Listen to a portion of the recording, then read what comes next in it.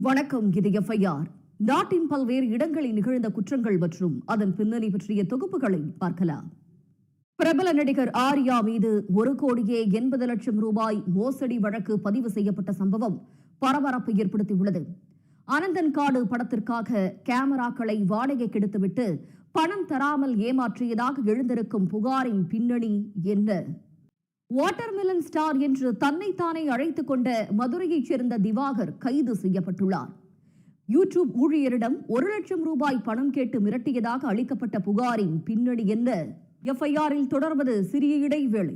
குறைந்த விலையில் car, bike வாங்கி தருவதாக ஆசை வார்த்தைகளை கூறி மோசடி செய்த பிஇ பட்டதாரி கைது செய்யப்பட்டுள்ளார். 8 நபர்களிடம் 10.46 லட்சம் ரூபாய் ஏமாற்றியவர் 1 வருடத்திற்கு பிறகு சிக்கியது எப்படி? நெல்லையில் பட்டப்பகலில் பிளம்பர் வெட்டி கொல்லப்பட்டுள்ளார். 10 நாட்களில் நடந்த 3வது கொலை இது. கொலை நகரமாக மாறி வருகிறதா நெல்லை? எஃப்ஐஆர் நிறைவு பெறுகிறது. நன்றி, வணக்கம்.